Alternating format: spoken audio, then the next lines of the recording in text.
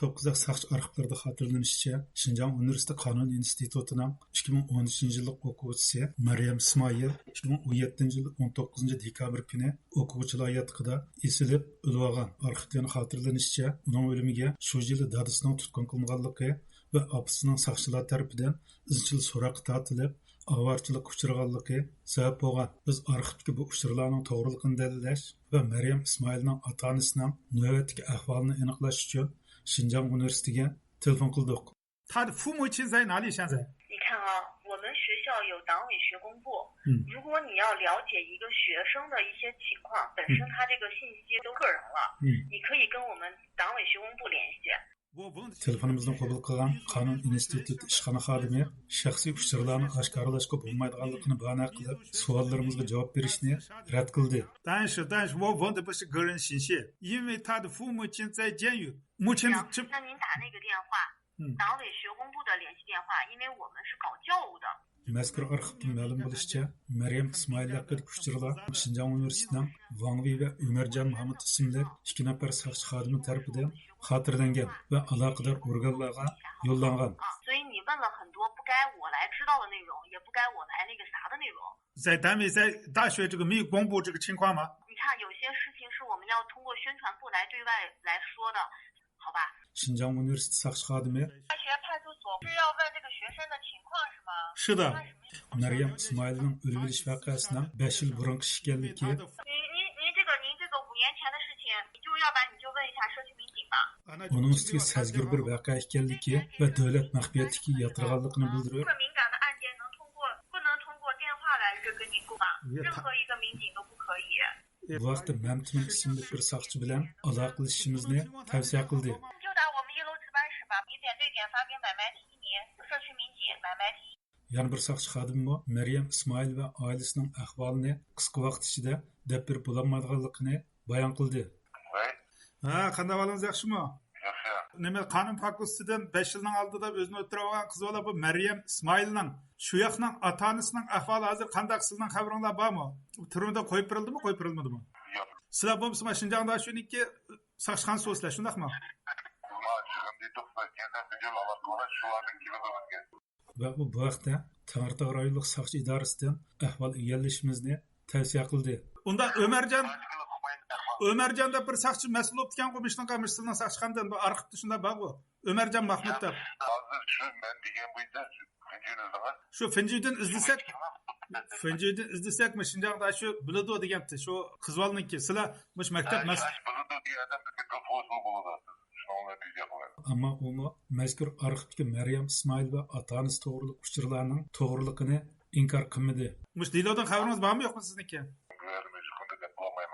Maryam Ismoilda bir qizning ahvolidan xabaringiz yo'qmi?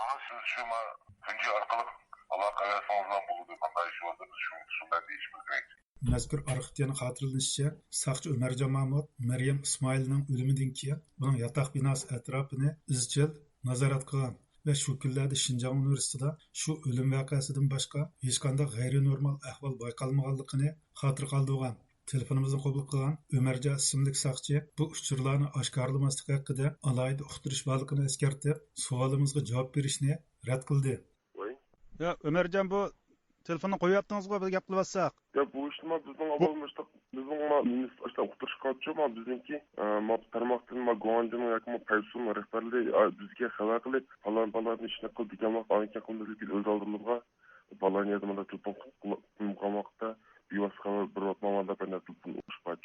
Maryam Ismoilning ahvoli hozir bu maxfiyatlik emas-ku, bu Şinjan saqchi arxivlarida bor-ku. Bu sizning ismingizmi bor shunada? Bu ishni avvalo biz Guanjini boshqarmani so'rab, andikin biz o'qitish kelyapmiz deb Telefon ziyoratlarimiz davomida o'zini oshkorlashni xohlamagan bir saqchi xodimi Maryam Ismoilning bir qatimliq ta'tildagi mazgilda dadasining qo'l telefonini ishlatganligi va telefonda bir qism atalmish qonunsiz uchurlarni ko'rganligi va bu sababli dadasining so'roq qilinganligi va qizining bexatarligini ko'z tutib so'roq jarayonida mas'uliyatni o'z ustiga olganligi va telefonni qizi ishlatganligini yushirganligi va bu sababdan davlat bexatarligi tahdid etgich bilan ayblanib 9 yillik kesib o'tilganligini oshkorildi.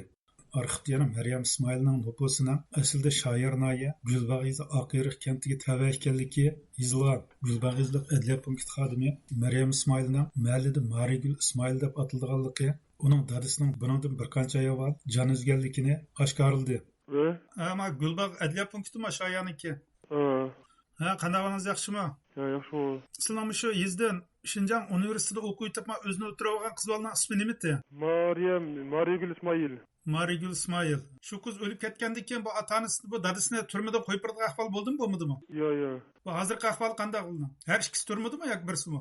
Atsi şu 6. ayda koyup ketdi. Bu xodimning bayonlaridan ma'lum bo'lishicha, Maryamgulning dadasi tutqun qilinishdan avval yezli xalq qurultiyi vakili, opsi bo'lsa pensiyaga chiqqan kanit sekretari ekan. Bu ota-onasi aslida bu nima qildi odamlarni? Nima qildi?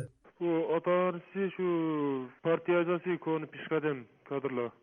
Atsi qurultay vakili. Atsi şu pensiyaga chiqqan kadam kadr. Ay Dadidin kanitdan. Bu Maryam İsmail'ning akıllari, inillari, hadi singallari bormi? Bir aksi bir inisi var. Gulbag'izlik Saqchiqansidagi bir xodim İsmail Mejitning telefonidan atalmish chataq chiqib 9 yillik kesilganligini dalillasa, bu Maryam İsmailning dadasi İsmail Mejitning bu kesili sababi nima?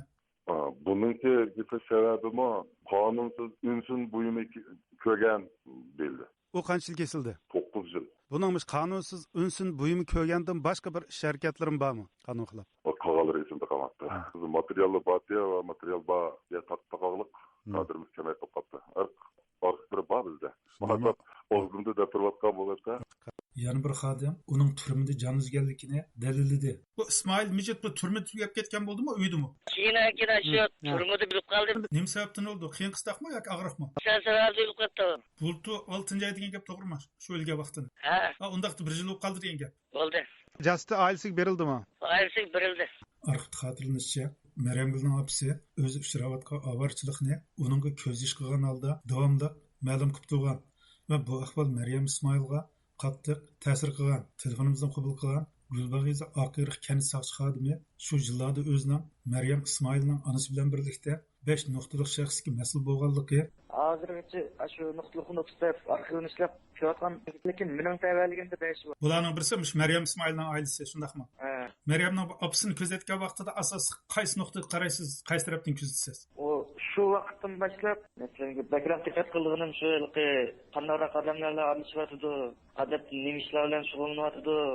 Gulbag'dan sirtga chiqish chiqmaslikchi? Yoki shoyardan? Ha, sirtga ish bo'lsa, kuchlab, men bilan kuchirishib, avvalgidek isbotlanib mandi. Ularni har vaqt ishxonasiga chaqirtib, kayfiyatini dangsaydiganligi va atrofidagilar bilan berish kelishini nazorat qilganligini dalilladi. Bu arxivda shu bu ayolning qiziga Maryamgulga qaqshaganligi, bu nazarband ostida bo'lganligidan, qo'rqqanligi, yig'laganligi so'zlandi. Siz nazorat qilib suhbatlashgan vaqtlaringizda bir norozilik bildigan vaqt bo'lganmi? Bunda rasmiy norozilik bo'lganda bunda bilmaydi. Bunda ba'zi nuqtaliqni tutib shu ishonni ham ishmayotdi, qachonlik uycha nimishqa biz ishonmaydi-ku degandek asta gapini qiladi endi. Kanalımızga a'zo bo'lgan va bo'ladigan tarix bergan barliq qarindoshlarımizdan Allah razı olsun. Qarindoshlarımızdan yaqindan qo'llab qo'yilishi, tarixni berishi, hammalarga bilan texnik güzel programmalar o'tirib chiqsa, hammadan Allah razı olsun.